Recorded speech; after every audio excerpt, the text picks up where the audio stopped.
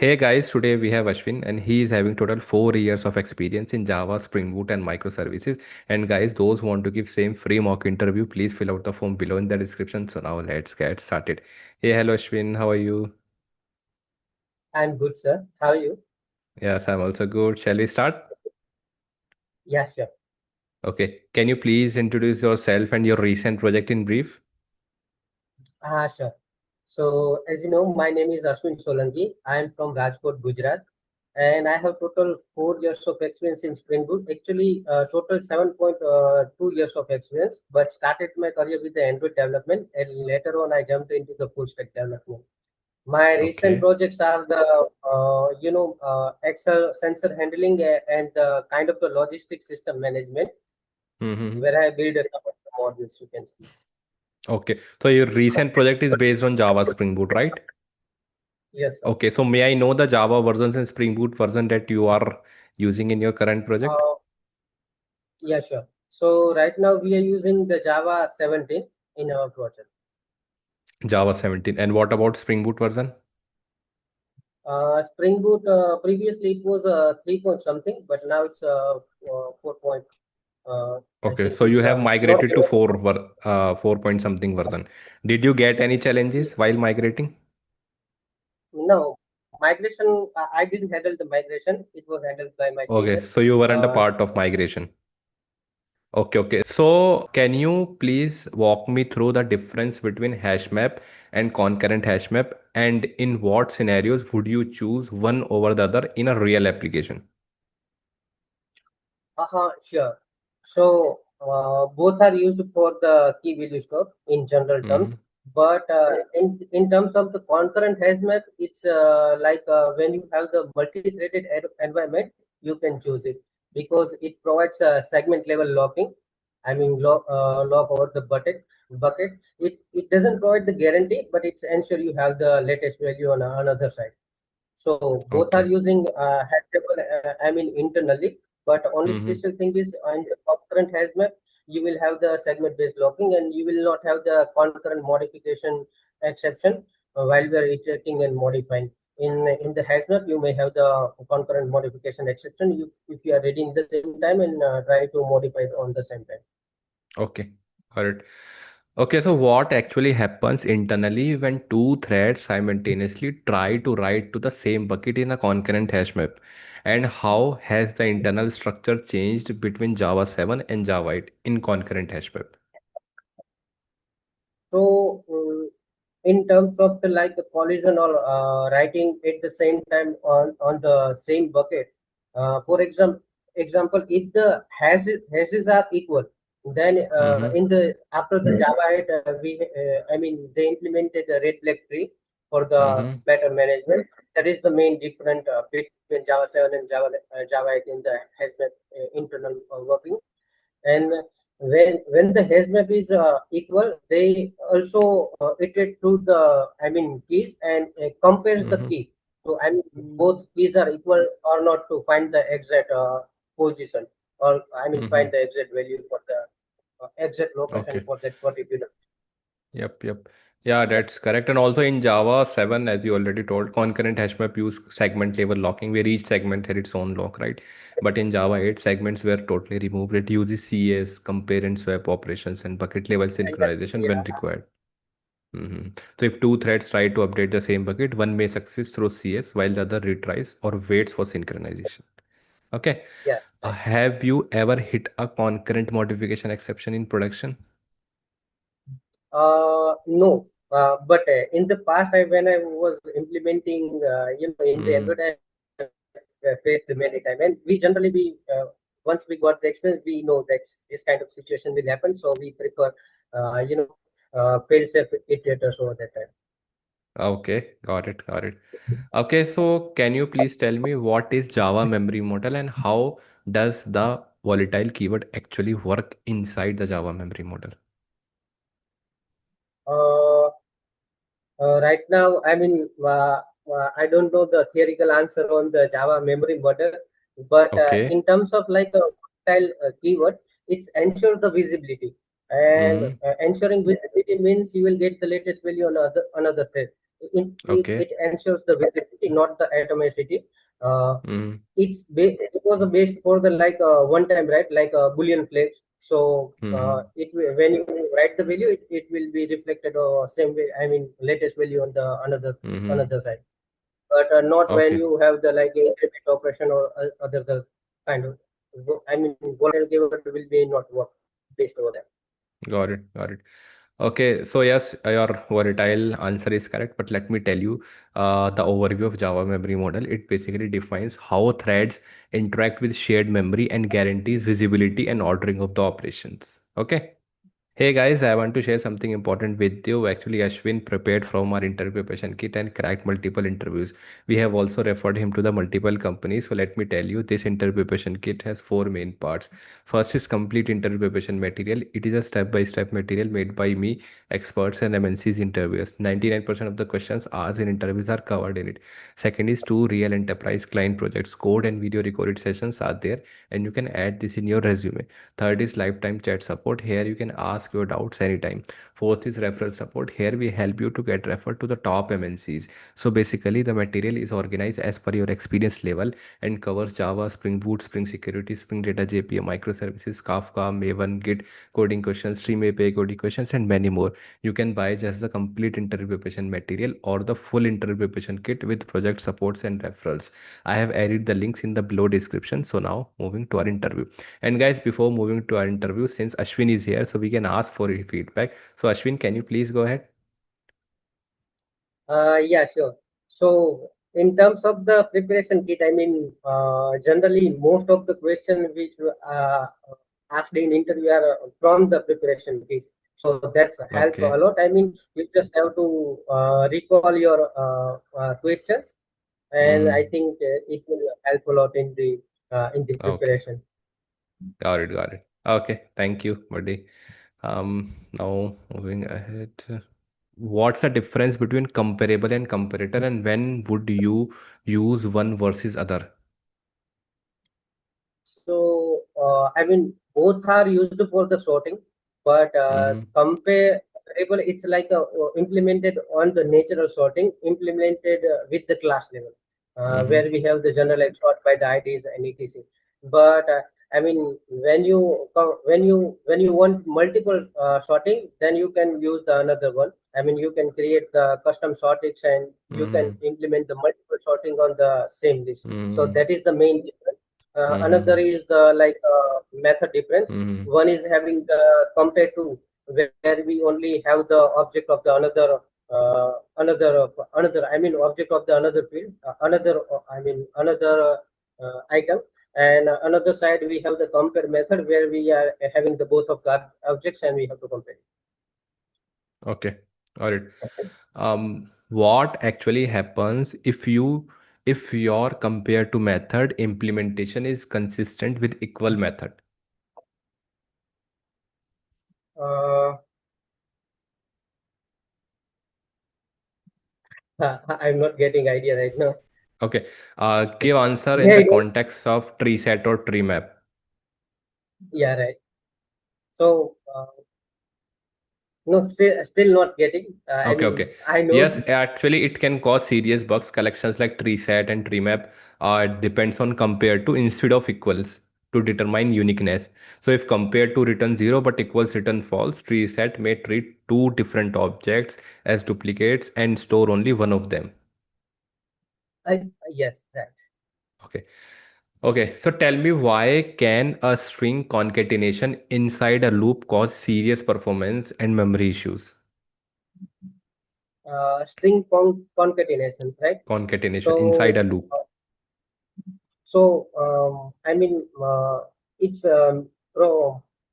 memory issue could be, I mean, in terms of like you are creating uh, each and every time a new object that Mm-hmm. that could be problem for the memory. When you perform the concatenation, it uses the string builder internally, so it in every time it assigns the new memory. That could be a Mm-hmm. problem. But yeah, maybe I don't know if I get the question correctly. Okay. Maybe in terms of Yeah, the as we know, a string is string. immutable, meaning once created, it values cannot be changed, right? Right, right. So a string concatenation inside a loop is expensive because every concatenation creates a new string object, right? Yes, yes. This generates many temporary objects, increases heap usage, and puts pressure on the garbage collector, right? Yeah, right, right. Yep, yep. Okay, moving ahead. Can you explain the concept of a string pool? Uh, it's a like a special memory inside the heap. I mean, when you assign the string with double quotes, not directly Mm-hmm. using the new string. I mean, via Mm-hmm. object creation, not like that. It will be created inside the string pool. So when you initialize the same string in the another object, instead of the initializing new string, it will directly get from that string pool. I think that is the concept. Got it. Got it. Okay, have you ever faced out of memory error in your application? No. No. Okay. And Stack Overflow? Uh, yes, Stack Overflow errors happens many times. Okay, okay. So when Uh, we get Stack Overflow error? in kind of like infinite loops or the when we have the recursion it and it's calling, Hmm. infinite time. In those cases, When we we might don't get have any exit condition in the recursion, yes, right? So we may see a Stack Overflow error. Okay. yes, sir. Okay. Can you explain the difference between component, service, repository annotations, and are they interchangeable? Uh, uh, I don't understand in terms of the interchangeable, but all are stereotype of the bean. I mean, they Mm-hmm. have the separation of concern. So Mm-hmm. component, it's a generic bean. Mm-hmm. In terms of the like when you are creating we use the generally with while creating the loggers or aspect Mm-hmm. or something. Repository, it's a I mean it's also a stereotype bin, but Mm-hmm. it has the like a special exception translation capability. Mm-hmm. So that is a special feature you can say. But Mm-hmm. and a service, it's like for the business logic.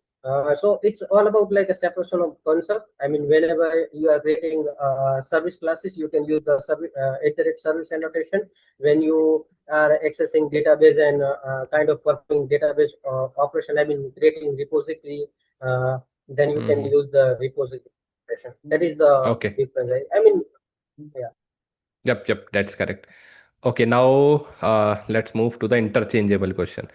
So my question is, can we put service annotation on repositories classes and repository annotation on service classes? Yes, you can do. I mean, you can do Okay, it, but in terms of like a separation of concern, we believe we should not do it because we should not do uh, it. yeah, it's creating the bin, so it will be Mm-hmm. auto initialized and whatever you are extending or performing the operation that will perform. But Mm-hmm. the meaning will be different. I mean, you cannot put a repository into annotation over the business logics. Correct, correct. And that's not a good practice, right, for developers. And because we may have dedicated some exceptions or errors related to the repository annotation and Right. repository files. Yes. Okay, got it. Moving ahead. Uh, can you register two beans of the same type in Spring Boot application context? Uh, Yes, we can do it. And in terms of like when we have the interface and there is a multiple Mm-hmm. implementation, Mm-hmm. it will be related to this. But we Okay. can change the names. Yeah, sure. Okay. My question is, you are saying we can have, right? Now, how would you resolve the ambiguity if you have two same beans, let's say data source beans? Mm, we can use a qualifier and like a primary or something to Okay, avoid the issues in to resolve the ambiguity. yes. Okay. Now my question is, let's say in two beans, data source beans, what we have discussed earlier, we put primary annotation in both of these beans. Now what will happen? Then yeah, I mean our Spring Boot container will get confused which one we have to choose. So again, we will in So the same either situation. yes, so we have to specify the qualifier, I think, to Yeah, yeah. achieve. And I think two primary, I haven't experienced this one, but generally we should Mm-hmm. not do that. Correct, correct. Okay. When you add a library dependency to pom.xml, how does a Spring Boot know to configure it automatically?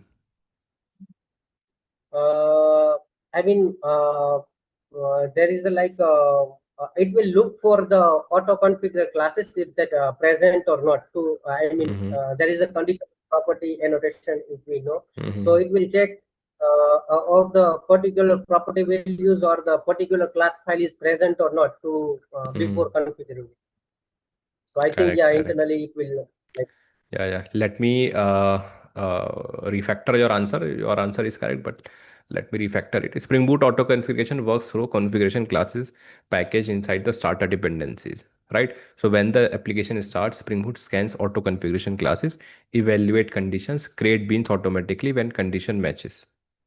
Okay, for example, yeah, when we add Spring Boot starter JPA, so okay, so Spring Boot automatically configure it like data source, entity manager, transaction manager, etc. without manual setup. The auto configuration discovers all of these things inside the auto configuration dot imports in the latest yeah. Spring Boot version. Okay, how would you disable a specific auto configuration class in Spring Boot? Uh, uh, I mean, either we can, I mean, generally using the exclude property, or I mean, Mm-hmm. either you can configure into the application property, you can specify Mm-hmm. what to exclude, or you can specify in the main class where we have the auto configure annotation or the Spring Boot annotation where we can use the property exclude, and over there we can Mm-hmm. specify the class's name. So that's how we can exclude, I think. Got it. Okay, moving ahead. Mhm. Have you worked with JUnit test cases or Spring Boot test annotation? Yes, I mean not at the high level, but yeah, sometime I was creating Okay, so how test are cases. you writing a JUnit test case nowadays? Are you using any AI or you are writing it manually? Yes, most of the time, since last 2 years, we are using the AI editors. I mean AI IDs to generate Okay, for ourselves. nice, nice. But you know, like, how can we write? Okay, so Yes, what? Tell me I some mean I know. important annotations that that we must use before writing test case. So I mean, if you are like doing the J unit, so there is a Mm, before, taste, and after. Those are the mm, annotations are there. And if you are like want to have the mock classes, then mm, Mockito is there, and you can use mock annotations over the repository class or the mm, interface classes to create the mock object, and that's how mm. you can test. Yep, yep. Okay, and what is this Spring Boot test annotation? Uh, Test annotation. Spring at the rate Spring Boot test. Sorry, I'm not aware of that. Okay. Yeah, this is it's like a Spring Boot annotation, a Spring Boot application annotation, but this is for testing only, loads the entire application content. It creates controller services repository. Okay. Have do you know about lazy annotation? Yes, I know that. Okay. Lazy annotations I haven't used, but yeah, lazy property which on the like many to one and in the entity classes I Okay. have used. No, no. I'm interested in to know in Spring Boot related stuff only, not Spring Boot data JPA. We use lazy annotation in somewhere to solve some problem of a Spring Boot, a major problem. So do you know, like, Uh, uh, I know have about you it. Like have you resolved circular dependencies by using lazy annotation? No, Tom. I mean, generally, I haven't faced any circular difference, but lazy, it's kind of like when your startup time is very huge, Mm-hmm. we can use this lazy annotation to, do not auto configure all of the classes. I mean, do not initialize all of the bins at the startup Mm-hmm. time. It reduce the initializers time. At the time, maybe it's used, but I haven't personally implemented that one. Got it. Got it. Okay, so can you please tell me about transactional annotation and how it actually do under the hood in Spring? This is the first question. Second question is I see developers add it everywhere thinking it always works. Can you tell me when it silently does nothing? This is second question. Okay, second one is hard, but first one is like so it uses the proxy behind it. I mean, Mm-hmm. before reaching to the our target classes in simple terms, it uses Mm-hmm. the proxy implementation, and Mm-hmm. if it's fails, and it will roll back the transaction. That is the work of the exact transactional annotation. So either your transaction boundary will succeed or it will fail. And yeah, I mean, I don't know the second answer. I mean, Okay. how it will fit. So many Yeah. developers think like adding transactional annotation automatically works everywhere, but it doesn't, right? If the method call bypasses the proxy, transaction management is never applied. This is one of the most common Spring Boot scenarios where transactional annotation won't be work. Okay. I mean, in terms of like a parent caller or child is having the same transactional property with a different propagation. Yeah, yeah, kind of where transaction management is never applied. Okay, but Okay. people also Okay, add. but I will refer to it. Yeah, yeah, yeah. Okay. Um, moving ahead. What's the fundamental difference between synchronized and asynchronous communication in microservice architecture? So, synchronized communication is, for example, you are calling the another microservice in the Mm-hmm. same method, and you are tightly Mm-hmm. dependent on it. You will wait for the Mm-hmm. data, right? And you will behave accordingly. And in terms of like async communication, you can use the Kafka. I mean, event-based logic, where you publish Mm-hmm. the event, you are not waiting for the other actions over there. You are, I mean, event will be consumed by another microservice. It will react on that and send the appropriate event back to the microservice or the Saga or Chester. Mm-hmm. Yep, yep. How do you decide which pattern to use for your application? um, so obviously I haven't designed it kind of, I mean, never designed the system, No, no. Okay, so but tell me in what scenarios we should use synchronous and in what scenarios we should use asynchronous communication. so, I mean, for example, like in simple terms, like you are creating order and you have to update the inventory in the same time. I Mm-hmm. mean, it's like inventory, you don't having the enough data, and Mm-hmm. you don't need to provide the fallback on the same time. Then you will Mm-hmm. not implement the synchronous communication. Like you will update the order, then after you will check Mm-hmm. the inventory and fall back to it on the same time. Asynchronous communication, if you don't need that, then you can choose, like you can publish the event and Mm-hmm. wait for the further actions. I mean, for example, like you are requesting user data with all of the transaction. So over there, we cannot choose the asynchronous communication. We need the both of the data together. So over there, I think we have to go with this like a type Mm-hmm. dependency to the other service. I mean, we can call the other service, get the data, and provide all of the data to the client. Okay. That is correct. And also giving you one more example related to the e-commerce application. A payment call and inventory call. These are the synchronous calls. I mean, once the payment is done, only reduce the inventory. For example, there were two items. Now the payment is done. Now reduce two items to one. So these are the synchronous things. Inventory and payments cannot be done asynchronously. Okay. But after payment is done and inventory is reduced, right? Now we can do asynchronous calls, right? We can send emails asynchronously to the uh, user and buyer or seller, right? A lot of things Yeah, could right. do asynchronously. Okay. Yep. Moving ahead. Mm. Have you used any asynchronous or streaming tool like Kafka or RabbitMQ, something like Yeah. that? Okay, which one did you We use? have Kafka. Kafka, yes. Kafka. We have used Kafka. Okay. So my question is, what message brokers have you used in production? Uh, we have used Kafka. Kafka, and just explain how you guys are using it. Like, what's your main purpose of Kafka using in your application? So the main purpose was like removing the tight dependency. I mean, rather Mm-hmm. than implementing the web API, I mean web client, we can publish the Mm-hmm. event, and another side it will react on that one. So that was the main use.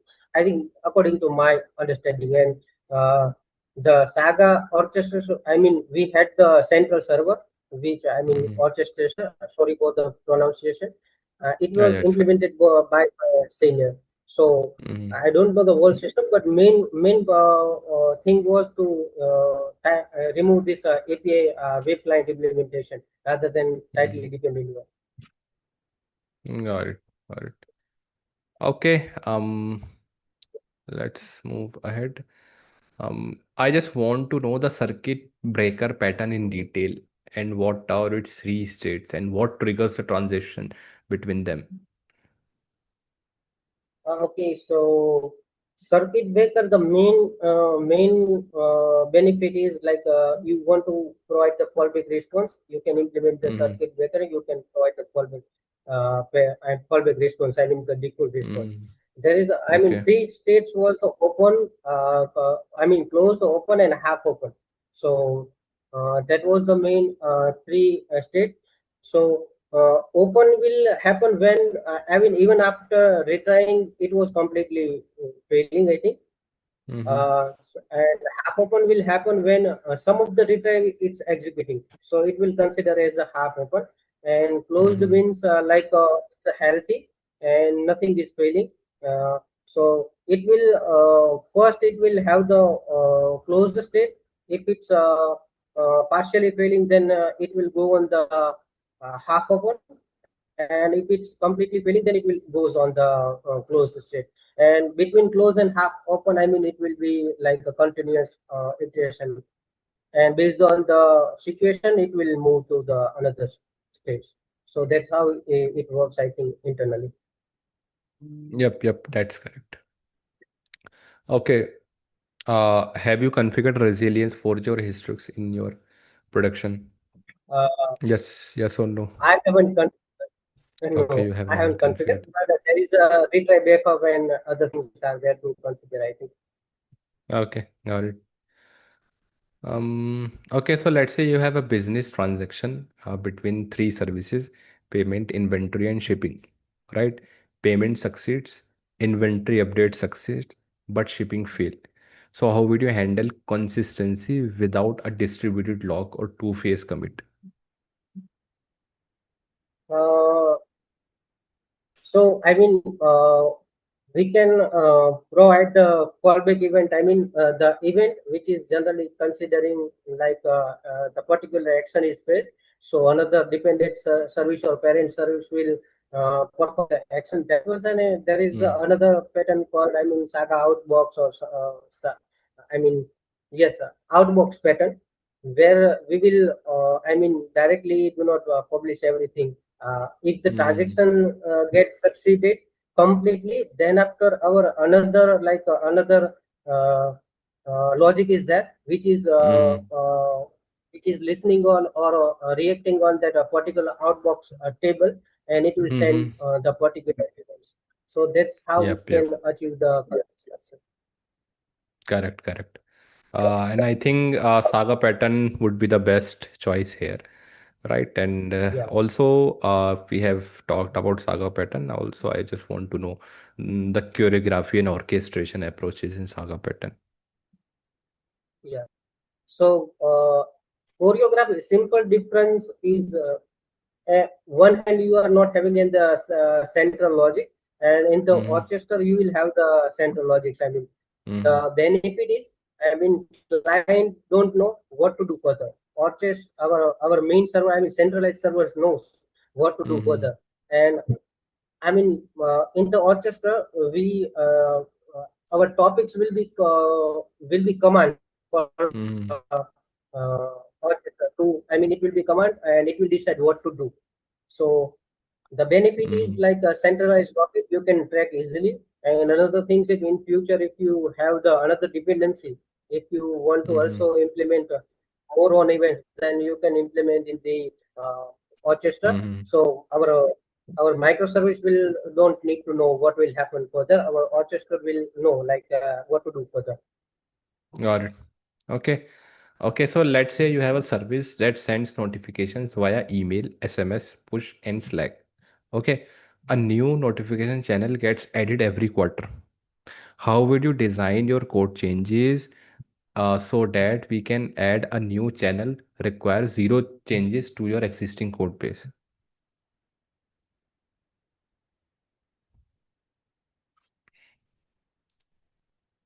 Can you come? I mean, repeat the question again. Yeah, yeah, it's fine. You have a service that sends notifications via email, SMS, push, and Slack. Okay, a new Yeah. notification channel gets added every quarter. So question is, how would you design this so adding a new channels requires zero changes to your existing code? Mm, so like on the in the microservice our I mean in the microservice we can design in such a way like a, notification type where to set, and it will have a, like a channel details which channel we have to send particular.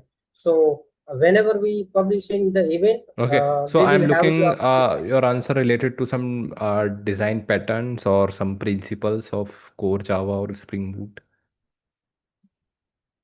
yeah, I mean, it's not about the design pattern, but it's a core principle. Like we will implement from the beginning the code like that. So in future, if we have Okay, the multiple channels, you can change the channel name. okay, okay. So yeah, actually, answer may differ for this question, but as per my understanding, if someone asked me this question, so what would I say? I would combine the strategy pattern, dependency injection, open close principle. Okay. After Okay, combining these, each channel implements its own logic. Adding a new channel only requires creating a new implementation. Existing code remains unchanged. okay, Okay. You got it? yeah, I got it. Yep. I mean, in terms of like it will be same like modifying the existing service and deploying Yes, with the yes. new implementation, right? What, yes. What is the strategy pattern? Do you know? Strategy pattern is I mean, right now I think I forgot about that, but it's kind of like you are providing, uh, in terms of the argument, what action you want to Mm-hmm. perform, and that will be behaved accordingly. So, Yep, yep. yeah, Okay. Okay. So yes, I think Ashwin, it's done from my end, and yes, it was a very very nice interview, and you have answered most of the questions of Spring Boot at least, but try to focus on core Java.